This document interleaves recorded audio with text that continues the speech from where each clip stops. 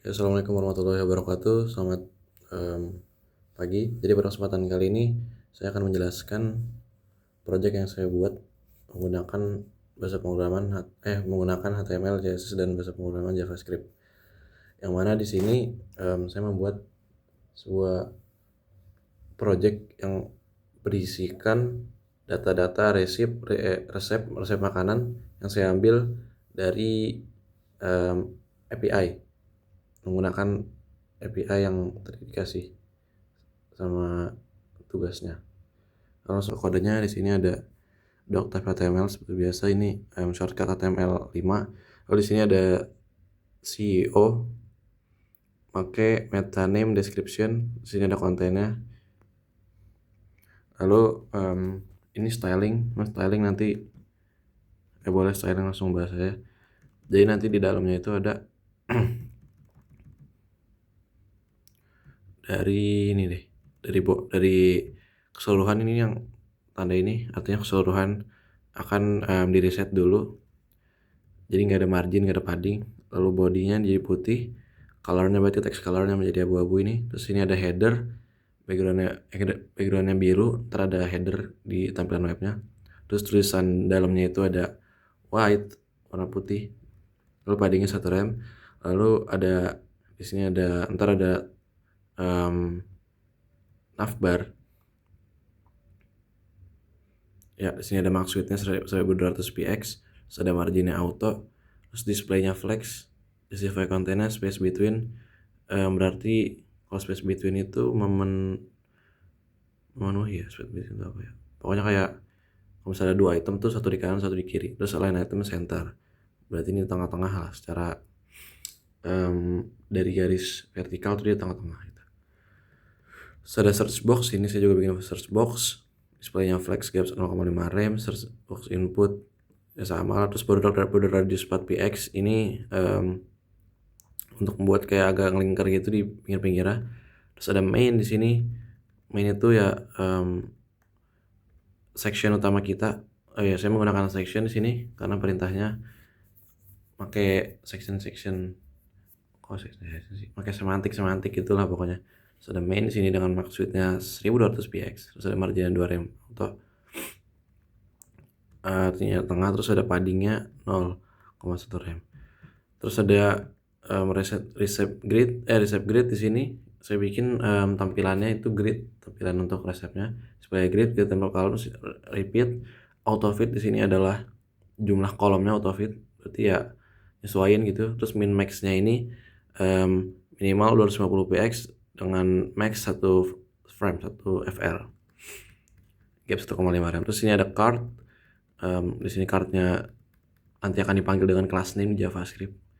Oke, lanjut dulu. Jadi card sini backgroundnya putih, border radius 8px, jadi agak nggak terlalu kotak banget. Terus overflow hidden, karena nanti ya overflow hidden, jadi data yang kalau misalnya melewati max height-nya ya nggak bakal kelihatan gitu. Terus di sini ada box shadow-nya, jadi di sini ntar ada bayangan-bayangan dikit gitu. Terus display flex, yang berarti teksnya itu flex gitu kan. Di sini ada flex direction column, jadi untuk column. Terus ada card image with 100%, menyesuaikan. Oke, terus ada height-nya 180 px, object fit-nya cover, jadi ada gambar yang blur gitu. Terus card body, padding 1 rem, display flex direction column lagi sama flex 21. Card button, oke, ini kurang lebih ya. Oke, di sini ada modal sini yang menunjukkan nanti ketika ini kan saya menampilkan tombol button detail, ketika itu dipencet akan munculkan pop-up berupa detail resep makanan. Karena kalau misalnya ditaruh di card semua tidak memungkinkan, entah jadi bentuk kartnya jadi jelek. Jadi kita pakai button detail untuk melihat keseluruhan resepnya. Oke, sini ada position fix, yang berarti ketika walaupun kita scroll windownya ini, dia tidak akan berbeda posisi. Nah, ini ada pemosisian dengan top, left. Nah, terus ada displaynya none, karena nanti akan di-trigger dengan tombol button yang akan mengubah displaynya DOM manipulation menjadi flex. Atau blok. Justify content center, align item center, flex nih. Terus z indexnya 1000. Jadi ini akan ngedepanin lah istilahnya jadi overlay gitu kan. Sini modelnya, ini isinya kayak gini. Terus ada model image sama kurang lebih, button sama ya. Sini ada responsif menggunakan media Maxsuite. Oke, sini ada Maxsuite-nya 600px. Oke, jadi karena tadi kita pakai grid template column auto fit, jadi itu udah auto responsif gitu.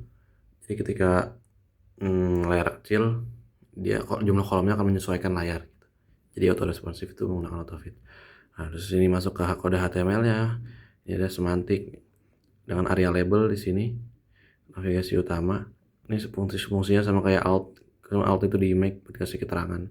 Buat si optimizer juga. Terus ini ada headernya di sini, ada resep makanan by Dims. Ada search box di sini. Nah, ini ada ID untuk nanti kita pakai di JavaScript.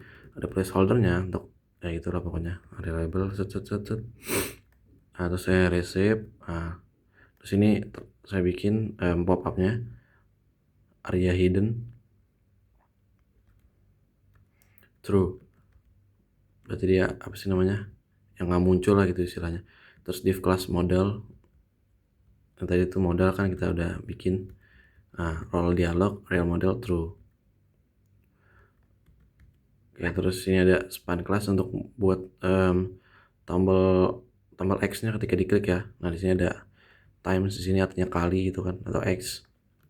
Ntar misalnya diklik akan menghilangkan si keseluruhan ini modal. Oke, modal atau pop up.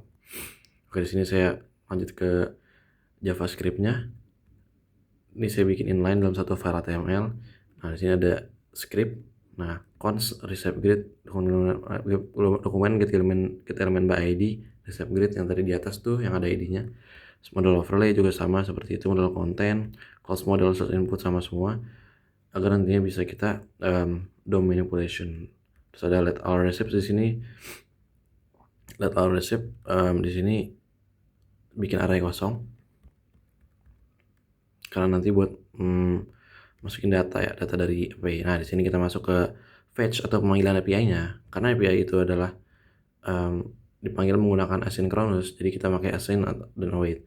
Sebenarnya bisa juga pakai then dan catch, tapi kalau saya lebih kebiasa pakai async function, lebih mudah dipahami lah, kayak flow code-nya gitu. Oke, jadi async function fetch receipts. Nah, terus di sini ada constraint untuk mewadahi responsnya. Nah, di sini await memanggil fetch. Oke, ini ada.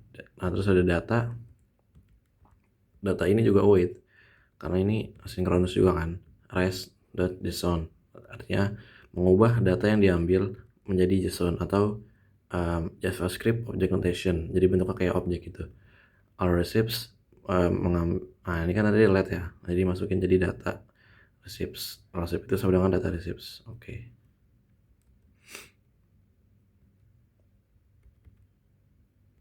So, ada render receipts. Nah, itu nanti akan memanggil function render itu maksudnya kayak ya memunculkan ke HTML-nya, ke websitenya. Sini ada functionnya receipt kita HTML. Const card nih mengambil card tadi artikel kan, ke class name-nya ini card.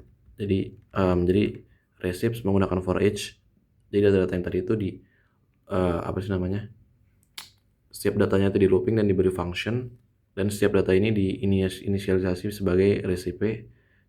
Nah, diberi function yang for each kan. Terus ada const card di sini, banyak lah pokoknya. Terus mengambil data-data dari objek tadi ini, misalnya kayak image src. Nah, karena kalau di API-nya itu kan tampilan di API seperti ini kalau misalnya di ini kan. Nah, jadi cara mengambilnya kayak ambil objek aja, jadi recipe pakai titik image. Nah, itu untuk mengambil salah satu ininya key image. Oke, balik lanjut. Terus ada async function open detail, karena ini kita juga mengambil data dari API, jadi pakai yang tadi lagi. Nah, terus tinggal diambil lagi deh, tinggal diambil datanya kita tadi lagi sama. Terus close model nih buat fungsi itu adalah button yang dikasih on click. Terus ada close pop-up, ada search input. Oke, thank you. Ini menggunakan at least input, saya seperti inilah. Oke, built-in function filter, parameternya R akan mereturn callback function dengan R name atau mengakses salah satu resip dengan key-nya name, terus juga ke lowercase, terus include keywords. Ini akan ya ketika kita input gitu kan nih.